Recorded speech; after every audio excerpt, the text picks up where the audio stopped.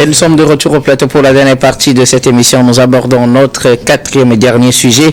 Il n'est pas acceptable que la population n'ait pas accès à l'eau potable. Une déclaration du ministre Gilbert Barouara. C'était sur nos antennes. Le ministre réagissait par rapport à la déclaration de politique générale du Premier ministre la semaine dernière dans une opération de communication. Les membres du gouvernement essaient d'expliquer la nouvelle vision du nouveau gouvernement qui a pour mission de conduire à la mise en place des institutions pour l'effectivité de la 5e République. Et sur les aspects de développement, le ministre a déclaré justement qu'il n'est pas acceptable que la population n'ait pas accès à l'eau potable, une manière de dire que ce sera donc une priorité pour ce nouveau gouvernement qui ne fait pas pour certains l'unanimité jusque-là dans la classe politique.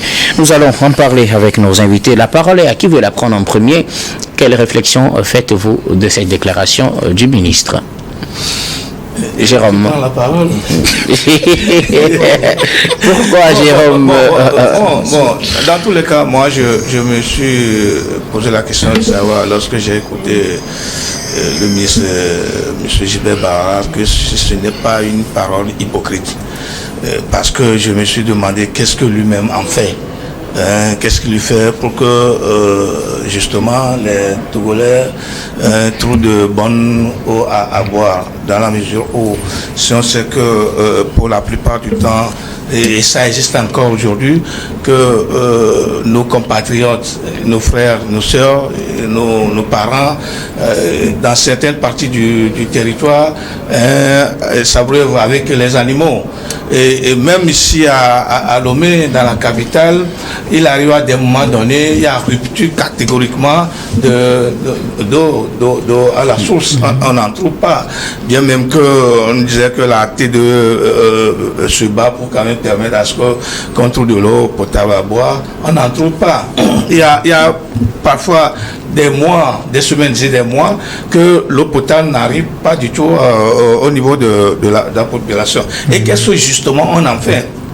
Il ne faudra pas qu'on vienne de toute façon, nous faire des déclarations qui en réalité sur le terrain est catégoriquement contradictoire. Donc je me suis posé souvent la question de savoir qu'est-ce qu'on en fait, qu'est-ce que le ministre Barouara ou qu'est-ce que le gouvernement en fait véritablement. C'est vrai qu'on va nous donner des pourcentages comme quoi il y a progression, il y a évolution, il y a amélioration, même sur le terrain. C'est le plus contraire, c'est la contradiction absolue sur le terrain. Donc pour moi, oui bien sûr, pour moi je me dis que véritablement il faudrait qu'on nous le prouve suffisamment, puisque vous arrivez dans les banlieues de la capitale Lomé, vous arrivez à Vipozo, vous arrivez à, comment appelle-t-on, à Baguida, vous arrivez à Zanguera, à Zongo, etc. Vous n'allez même pas trouver de l'eau potable. Parce qu'il n'y a pas de l'eau potable à Baguida. Il n'y a pas de l'eau à la source. Il n'y a pas des installations même de la T2 dans ces quartiers dont je parle. Donc, à Zongo, à Baguida, à Vepozo, à Zanguera. Je ne vous mens pas. Vous allez voir, vous allez sillonner ces quartiers, ces banlieues de Lomé pour se rendre compte de l'évidence. Vous arrivez dans certains milieux à Baguida, à Vepozo, justement, certains milieux. Oui, à Pouga, etc. Vous arrivez à Zanguera, Zoruba, vous arrivez à Zongo, partout, vous n'allez pas trouver même les installations de la T2. Comment est-ce que des gens vont s'approvisionner de l'eau potable? Et c'est justement cela qui devient le défi à relever quand on se dit qu'il n'est pas acceptable que cela soit le cas. N'est-ce pas une manière de dire qu'on va y travailler? Et ça devient récurrent. On ne fait que faire des déclarations. Mais maintenant, sur le terrain. Pour vous, c'est des simples déclarations. Ce sont des simples déclarations, des annonces de fait. On ne trouve pas la réalité sur le terrain. Chez nous, dans notre quartier, là, on n'a pas de l'eau potable. Et ceux qui même essaient de riser les forages, ce n'est pas de l'eau pure. Ce n'est pas de l'eau pure parce que rien ne témoigne que l'eau-là est potable et consommable. Et donc, il ne suffit pas de faire des déclarations, il suffit maintenant d'être réaliste sur le terrain. Il faudrait qu'on soit pragmatique pour permettre à ce que justement ce qu'on dit là soit devenu une réalité. Horus Tonkovi, le ministre Barouara, pense qu'il n'est plus acceptable que le Togolais soit sans eau potable. Alors, la déclaration, elle est réelle. Il y a effectivement des endroits de Lomé, des endroits, disons, de l'agglomération du Grand Lomé, à l'intérieur du Péri, ainsi de suite. Je pense qu'on est tous conscients du manque qu'il y a dans ce secteur-là. Donc la déclaration, elle est réelle. Maintenant, le souci, c'est l'acteur qui pose la déclaration. Ok. Et le souci, il vient du fait que j'ai l'impression qu'il y a... Alors, je suis partagé, je sais pas si c'est un problème de mindset. Parce que on a l'impression dans la déclaration que c'est quelqu'un qui arrive nouvellement au gouvernement. On a l'impression que dans un certain type de déclaration, à chaque fois qu'il y a une réélection d'un ministre, on a une sensation de compteur remis à zéro. Alors qu'en réalité, il s'agit de cumul de mandats. Le monsieur qui s'exprime, si je me trompe, il a fait 15 ans. Donc on s'attend à beaucoup plus de détails qu'une simple déclaration de ce type. Une déclaration de ce type peut venir d'un monsieur qui vient nouvellement aux affaires. Mais pas d'un monsieur qui a fait 15 ans, même si c'est pas, mettons, le ministère qui lui a été confié, mais qui a fait 15 ans dans les rouages les plus subtils de l'État. Alors, c'est d'autant plus remuant que, mettons que nos ministres au Togo, ils n'ont pas une assemblée nationale remuante comme celle du Sénégal. Ils ne vont pas avoir un député Sagna qui va leur tomber sur la tête avec une déclaration bien fleurie, ou ils n'ont pas l'assemblée nationale du Bénin. Vous allez avoir des députés béninois qui vont leur tomber dessus pour leur demander quel est le bilan de leur mandature.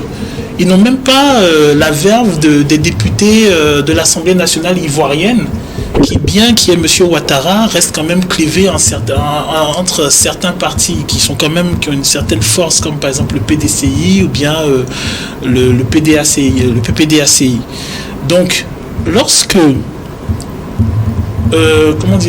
on est membre d'un gouvernement, qu'on a eu l'occasion de faire plusieurs mandatures, plusieurs années, et qu'on a pu bénéficier de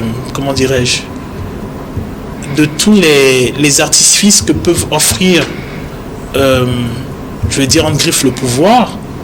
Je m'attendais à une déclaration beaucoup plus technique, avec beaucoup plus de chiffres, avec beaucoup plus de perspectives, moi je m'attends à un bilan. Moi, j'ai bien envie de savoir ce qui a été fait durant les 10 ans, durant les 15 ans, durant les 12 ans, les 14 ans, et ainsi de suite. Voilà. Donc, je suis resté un peu perplexe quant à la déclaration, parce que cette déclaration-là, oui, je peux la comprendre dans un gouvernement ghanéen ou d'un gouvernement rwandais où on va changer le ministre tous les 5 ans ou tous les 4 ans. Je peux la comprendre dans un gouvernement béninois où on va bombarder le ministre H24 parce qu'il a fait ceci ou il n'a pas fait ceci. Je peux la comprendre, je sais pas moi. C'est un peu ça mon souci avec la déclaration. La déclaration, elle est évidente. Tout le monde connaît cette déclaration-là. Tout le monde est au courant. C'est un peu ça ce qui est gênant, c'est que la déclaration qui est faite, c'est pas un événement. Tout le monde est au courant qu'il y a des problèmes d'adduction d'eau et d'eau potable et ainsi de suite au Togo. Donc le fait de la reprendre sans y apporter ne serait-ce qu'un élément d'expertise technique ou intellectuelle qui permette de se dire « Ah ok d'accord, il y a quelque chose qui a été fait », moi, j'ai un petit souci avec ça. Ok, d'accord. Alors, Eric Johnson, vous avez suivi avec nous cette déclaration du ministre Bawara. Il n'est pas acceptable que la population n'ait pas accès à l'eau potable. Et quelle réflexion cela vous inspire-t-il? Alors, je prends cette déclaration-là comme une profession de foi du ministre Bawara. Il dit qu'il n'est pas acceptable que la population n'ait pas accès à l'eau potable. Ça veut dire qu'il est dans un gouvernement qui décide d'aller au front et qui veut que désormais tous les Togolais aient accès à l'eau. Dans le même temps, dans ta présentation, tu disais qu'il répondait à une intervention d'un homme politique, n'est-ce pas? Non, pas justement à une intervention. Il répondait à nos questions sur la déclaration de politique générale, justement. Ah, ok, d'accord. Parce que, au fait, il y a... Maintenant, la question du gouvernement et de ses actions ne fait pas l'unanimité dans la classe politique, c'est ce que je disais, parce qu'il y en a qui pensent que ce nouveau gouvernement ne va pas faire grand-chose. Ne pas faire grand-chose, bon, ça, les membres du... Bon, ça, c'est un autre aspect. Ça, c'est la conception d'un homme politique. À répondre. Mais et je prends juste les chiffres que nous avons par rapport à l'accès à l'eau potable dans notre pays.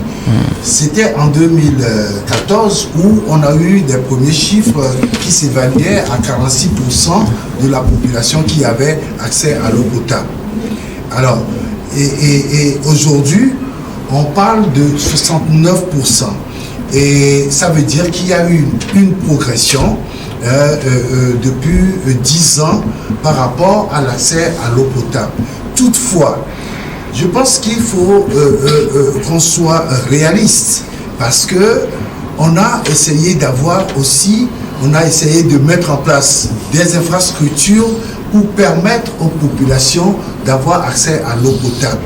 Mais dans quel état sont ces infrastructures-là quand, par exemple, on parle de 12 500 forages qui ont été installés sur toute l'étendue du territoire national, avec 60 000 branchements d'eau à partir de la TDE. Et je crois qu'on ne peut pas avoir tout ça et dire que les populations n'ont pas accès à l'eau potable. Parce qu'il faudrait que ces branchements, il faudrait que ces forages-là donnent de l'eau aux populations. Mais dans quel état sont ces infrastructures-là, surtout qu'on parle également de 194 bonnes fontaines créées. Donc, dans quel état sont ces infrastructures pour permettre aux populations d'avoir de l'eau potable? D'abord, il y a un grand souci. Le premier souci, c'est l'électricité. Par exemple, pour alimenter ces forages, pour alimenter ces branchements, parce qu'il faut que comment vous appelez, les bonnes fontaines et les... Comment vous appelez? Panneaux solaires? Non, je veux parler des châteaux d'eau, que tout ça là arrive à fonctionner. Si vous avez un problème d'électricité, déjà vous créez plus de problèmes aux populations, parce que vous n'allez pas brancher des gens sur un réseau de fourniture d'eau potable et les gens ne vont rien avoir pendant des mois, pendant des semaines. Je crois qu'il y a ce problème-là qu'il faut voir. Le second souci, c'est l'entretien. L'entretien des infrastructures qui sont là. Comment est-ce qu'on arrive à entretenir d'abord les bonnes fontaines? Il y a eu une politique dans le temps où les bonnes fontaines étaient confiées à des concitoyens, à des privés, et à la fin, c'est fermé, il n'y a plus rien. Les gens n'arrivent plus à avoir de l'eau. Et ça se passe même dans la capitale Lomé. C'est ça qui est quand même curieux. Il y a d'autres situations où il y a des forages qui ont été créés et confiés à des communautés. Mais les gens, puisqu'on leur a dit, c'est pour les populations, les gens ne savent pas qu'il faut par exemple payer l'électricité pour alimenter ces forages-là, et on ne prend rien chez la population qui veulent puiser de l'eau et après il n'y a plus d'électricité, c'est bloqué. Donc il faut qu'on révise tout cela, il faut qu'on entretienne bien les infrastructures qui sont là pour que la réponse à la question du ministre Bawara soit compréhensible pour les populations. De l'autre côté, il n'est pas acceptable que la population n'ait pas accès à l'eau potable. Ça veut dire que nous faisons des efforts, mais c'est très insuffisant par rapport aux besoins des populations. Russe, une réaction, effectivement, c'est dans la logique des efforts qui ne sont pas suffisants et qu'il faudra redoubler. Non, le souci, c'est que pour qu'on puisse juger des efforts, il faudrait déjà qu'on nous présente un bilan. De façon, voilà, c'est-à-dire, alors, ce qui est explicite, oui, parce que moi, ce qui me gêne, c'est qu'on est beaucoup plus, comment dirais-je, on fait beaucoup plus de communication quand il s'agit de slogans. On va faire ceci, on va faire cela. Mais ce que, en fait, ce que les gens attendent, c'est qu'on puisse leur expliquer en termes de bilan. Voilà, c'est ça, de bilan. Qu'est-ce qui a été fait? Il y a 5 ans, qu'est-ce qui a été fait? Il y a 10 ans, qu'est-ce qui a été fait? Il y a 15 ans, qu'est-ce qui a été fait? Bon, qu'est-ce qui reste à faire et comment cela va être fait? Moi, ce que je constate, c'est qu'effectivement, tout à l'heure, Eric parle des forages, de l'entretien, ainsi de suite et tout ça, mais il faut quand même remarquer que beaucoup de nos pays, de nos quartiers sont alimentés par des particuliers qui ont fait des forages et maintenant qui vendent leur eau. Tout à fait. Et à un moment même, je pense que... Encore que, il faut voir si c'est de l'eau potable. Si c'est de l'eau potable ou pas. Donc, il y a... S'il vous plaît, je reviendrai à vous. Permettez qu'il termine, que je revienne à vous, puisque le temps est contre nous, s'il vous plaît. Dans le même temps, on a demandé à ceux qui souhaiteraient avoir des forages chez eux de se faire enregistrer pour qu'on vérifie la qualité, effectivement, de cette eau. Non, cela est intéressant à condition qu'on ne censure pas ceux qui ont déjà des forages et veulent le faire, parce que en attendant qu'on demande, on dise aux gens oui, on va venir vous faire le forage ou vérifier la qualité, les populations, elles attendent leur eau.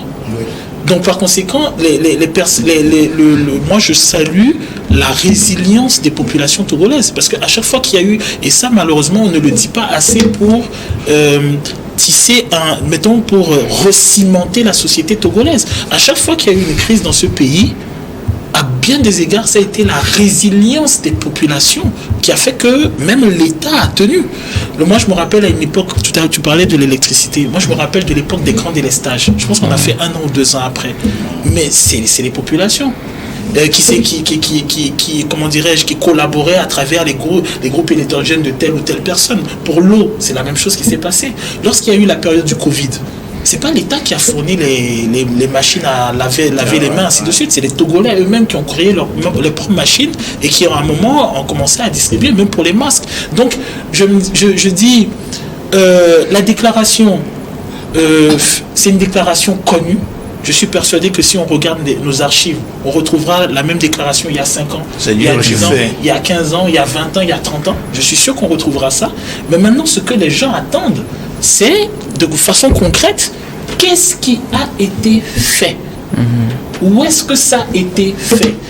Ce que Eric dit, c'est pertinent. Quel est l'état de ce qui a été fait? Maintenant, qu'est-ce qui va être fait?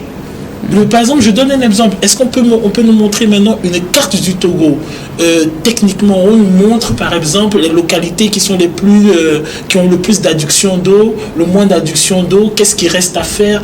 Nos écoles, nos hôpitaux. Est-ce que nos écoles, nos hôpitaux sont desservis en eau et ainsi de suite? Les gens ont besoin, c'est-à-dire les gens ont besoin de sortir du slogan et de rentrer dans le détail technique. Merci beaucoup. À vous, Russe, oui, Jérôme, rapidement. Dans la mesure même où chaque fois on prend les mêmes personnes, on recommence, et ça va devenir toujours redondant et ça ne donnera aucun résultat. Ça ne donnera aucun résultat. Si par exemple un ministre prend un poste pendant 15 ans et chaque fois c'est des discours, c'est des slogans, alors que la réalité même sur le terrain, on n'en trouve pas. Et donc on n'aura pas de résultat. Moi je me dis plutôt que véritablement qu'on fasse une véritable politique de développement du pays. J'ai dit tout à l'heure que vous arrivez à Baguida, vous arrivez à Vipozo, ça fait, je crois, 15 km, 10 km du centre-ville. On n'a pas d'adduction d'eau.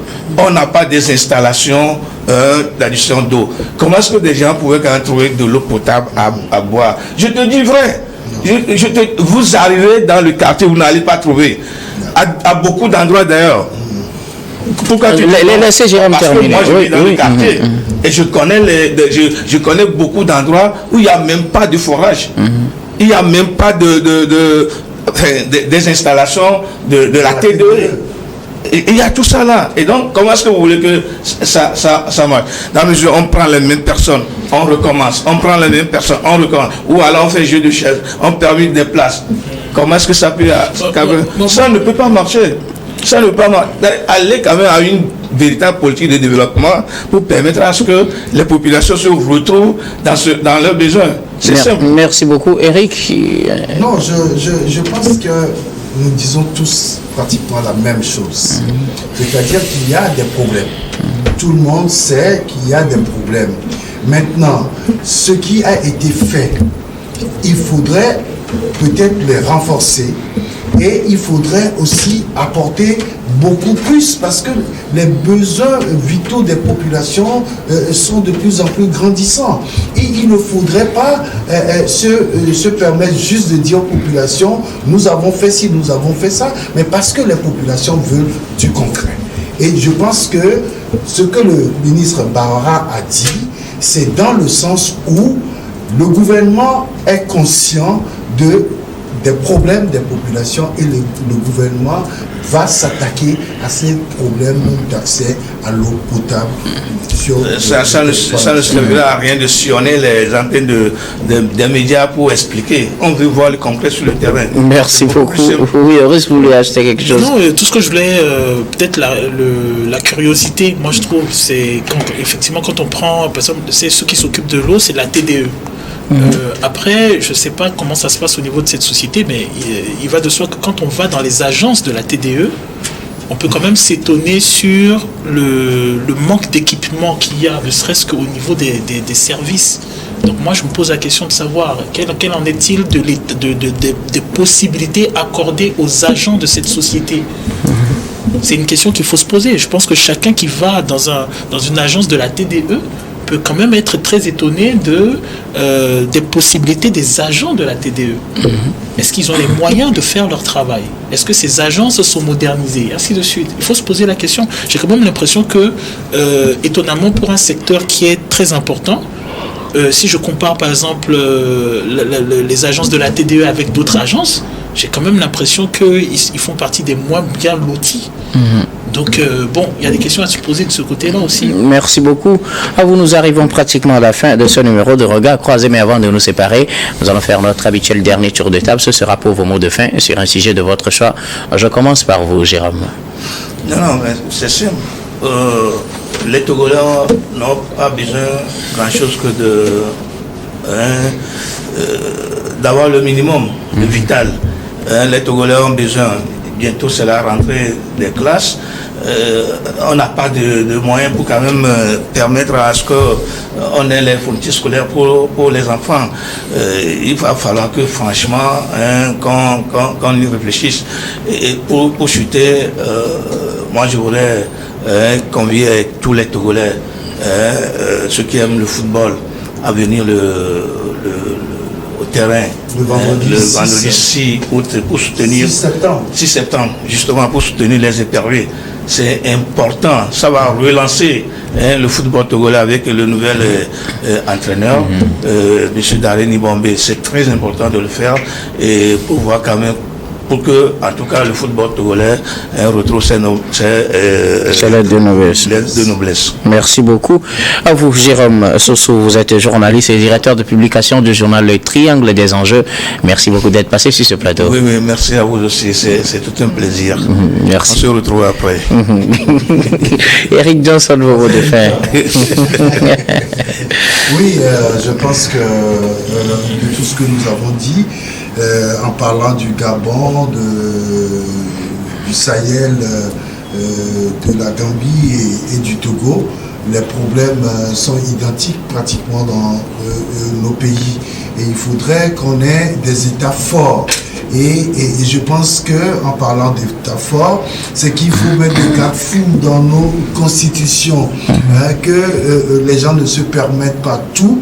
Parce que quand vous relisez un peu toutes les constitutions, vous avez des problèmes qui sont minutieusement placés dans nos constitutions et qui créent toujours des problèmes. Il faudrait que les États nos pays soient véritablement des États forts qui permettent aux populations de sortir de leur état de pauvreté et que nos pays soient vraiment émergents. Merci beaucoup à vous, Eric Johnson. Vous êtes journaliste, directeur de publication du journal L'Union. Merci d'être passé sur ce plateau. C'est bon.